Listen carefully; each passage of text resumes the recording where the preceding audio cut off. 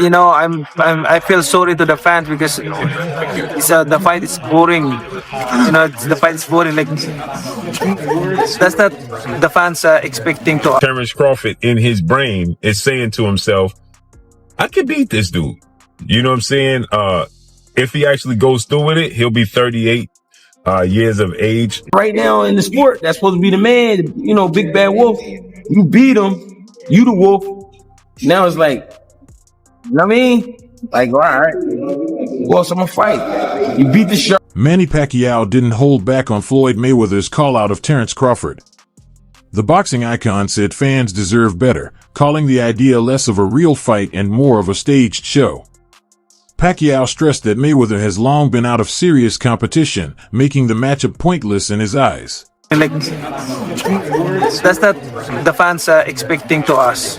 I mean, as a fighter, if I'm a fan, of course I want to see a good fight, like changing fight, not a passion show.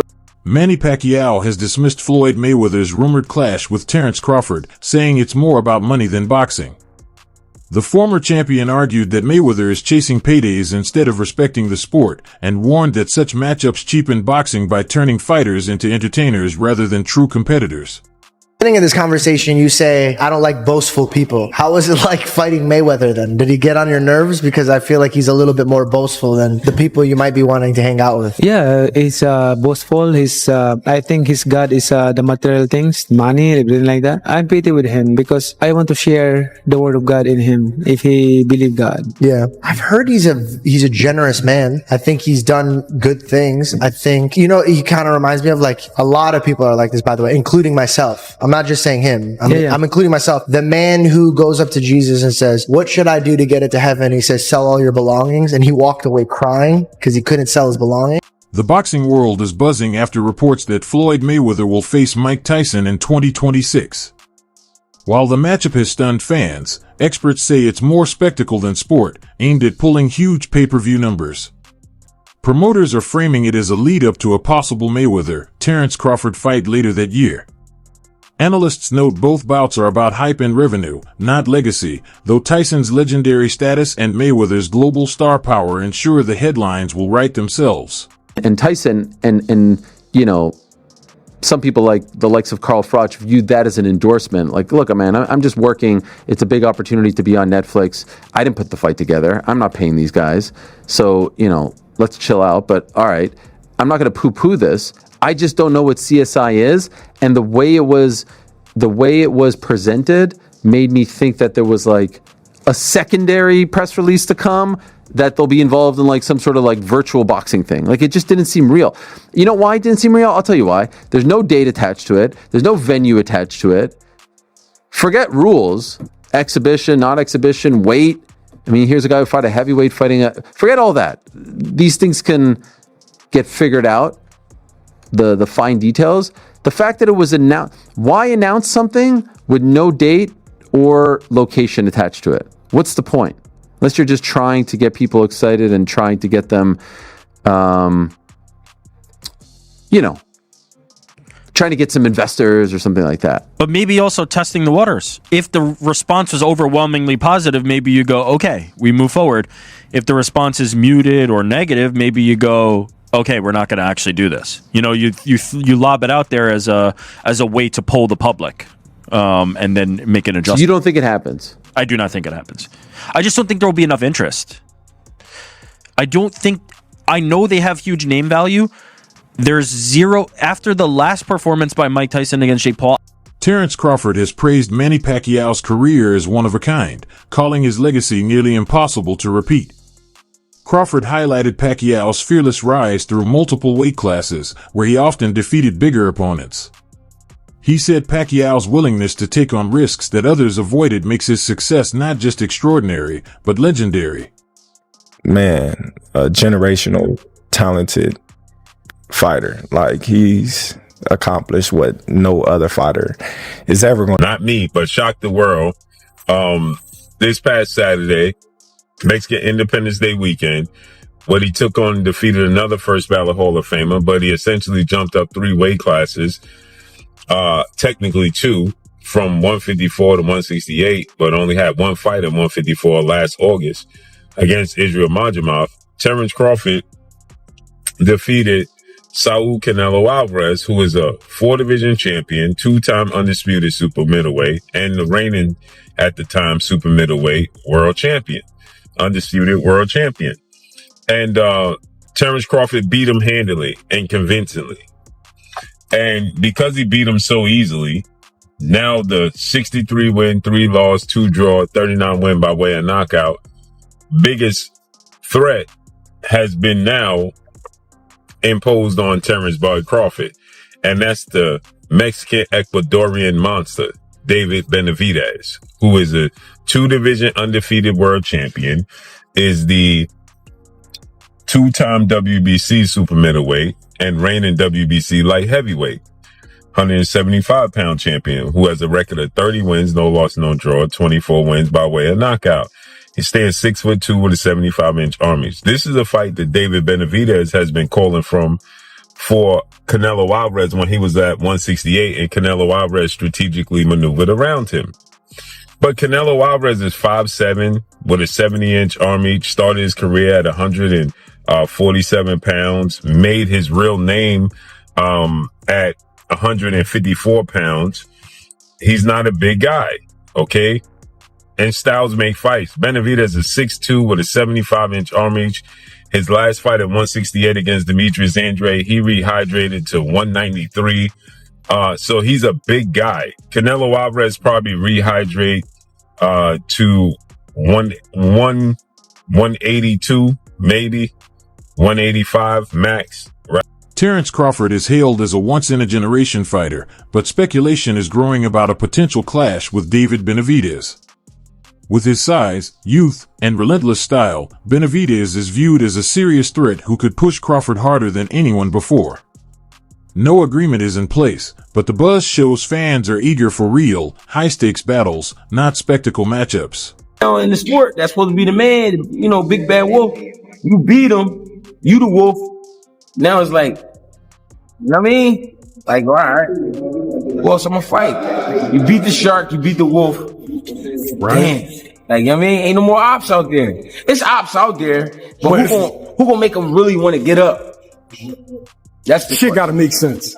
Like you said, you be the shark and then you be the wolf. Yeah. But there's the monster. Yeah, there is, but that's like a real monster. Bro, that's to me it don't make sense. But that's really what a monster. Yo, is that proof? All right, we got the legendary Pape in the building. Legend. Chill, man. But what makes sense? Like, what makes the most sense?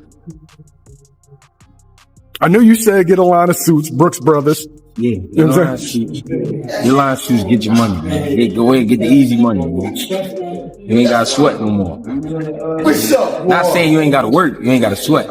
What's happening? He's paved the career where he could sit down at a table and get this money. He could come out with a Terence Crawford series now, just whatever, doing whatever he like to do. People gonna watch it. Nobody, the fighting part, people don't understand what it's like to be a fighter. A lot of times fighters really don't be interested in certain fights. It's cause when a guy see himself up here, and then fighting a guy down here, it don't interest him. So therefore, when he train, he not gonna really train. He gonna train, but he not gonna train. He not gonna listen. He gonna feel like his coach taking it too serious, and he's like, man, this ain't even that. But your coach like, listen, you can get fucked up. I'm telling you. You don't want to listen. Then you go in there and fight that guy. Then you get. I see. Trainer Greg Hackett praised Terence Crawford's dominant win over Canelo Alvarez, comparing Canelo to the shark of boxing who ruled the sport for years. Hackett said Crawford didn't just beat that shark, he dismantled him, signaling a new shift in power. With Canelo toppled, Crawford now stands as the sport's most feared predator. The victory has fueled debate about what comes next. Does Crawford have any real challengers left, or will he choose to retire at the very top? Crawford displayed his skill enough, even to someone with not the most trained eye, that they know they saw a very high-level athlete perform something at a very high level last night. I think he gained the sports world's attention last night and respect. He already did after Spence, but it went to another level in this fight. And I think even the the fight itself, like just from a median level, but then the moments where they were having these exchanges, like kind of late in the fight, then people were like, all right, it was good. Then like, okay, I saw somebody like they're squabbing, like they're there's a fight here. So I think it did. And Crawford closed the show. Yeah. In 10, 11, 12, he stood in there and landed some hard shots and rocked Canelo at the bell. He didn't. Well, James was talking about the great Floyd Mayweather. Floyd would go up on you 8-0 and then coast, and you might as well turn the fight off at midway through the ninth. Like, you know, he's not gonna. But Crawford didn't do that. He wasn't up 8-0, to be fair to Floyd. But Floyd was when he fought Canelo, so he could do that. But Bud instead steps on the gas. Bud is a finisher.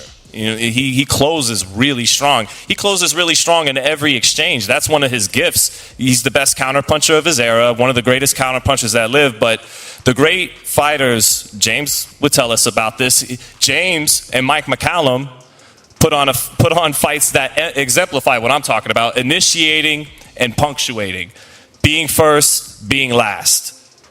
That's one of the things that makes Crawford who he is. So no, I think it was a good enough fight that it certainly didn't hurt boxing. Yeah, I think Sport of Boxing delivered last night. I mean, Crawford didn't deliver.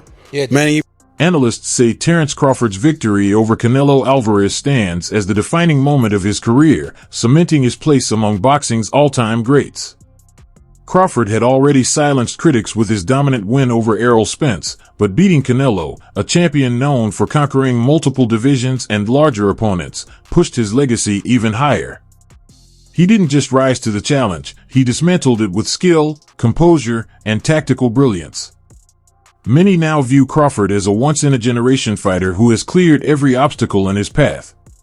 Mayweather. But after that performance there against Canelo, not just the fact he won, the manner in which he won, I've changed my mind. I would now lean towards prime Crawford over Mayweather. And the reason I say this is because of the expert way in which Terence Crawford mixed offensive in the pocket boxing with defensive on the move boxing. Not running, save for maybe a round or two. No, just moving nicely. Because if there's one area of Floyd Mayweather's game that was underdeveloped, it's his front foot game. Whenever Mayweather was forced to walk an opponent down, what he did was actually very basic. He would hold his hands up and he would walk forward throwing straight right hands. Okay, they were accurate straight right hands. They were well-timed straight right hands. But there wasn't a whole heap of head movement. There wasn't a whole heap of creative or dynamic footwork, coming forward, walking somebody down. No, it was very, very basic stuff. And I don't think an approach that basic would have worked against, let's say, a Tommy Hearns, who was 6'1", 6'2", 78-inch reach, massive puncher, good hand speed. So I always thought that a prime Tommy Hearns would beat prime Mayweather, because I can't see Mayweather doing what Ray Leonard did, grabbing the bull by the horns and taking it to Tommy Hearns. Can't see him doing that. And if he did try and do it, he's going to get clipped. Tommy Hearns hit so hard, that guard from Mayweather wouldn't be enough, in my opinion. And I never saw Mayweather on the front foot moving his head a lot. When he's in the middle of the ring or on the back foot, when he's being defensive, yeah, that's when he moves his head. The famous Philly shell defense, the shoulder roll and all that. But coming forward, no, it's a lot more basic. Go watch Mayweather's old fights, you'll see what I'm talking about. Whenever he's forced to come forward, it's basic stuff. And so, after watching Crawford's performance against Canelo, I got to thinking, you know what? Maybe Crawford employs similar tactics if he... The dream matchup between Terence Crawford and Floyd Mayweather remains one of boxing's hottest debates. Mayweather's backers argue his defense, timing, and ring IQ would neutralize Crawford, just as he did to countless elite opponents while protecting his perfect record. But many see Crawford as the one fighter who could have truly tested Floyd. With his power, versatility, and switch-hitting unpredictability, Crawford might have forced Mayweather into exchanges outside his comfort zone. In the end, it's a clash of styles that defines greatness, Mayweather's precision and control versus Crawford's creativity and aggression. The fight may never happen, but the debate alone reflects the legendary stature of both men.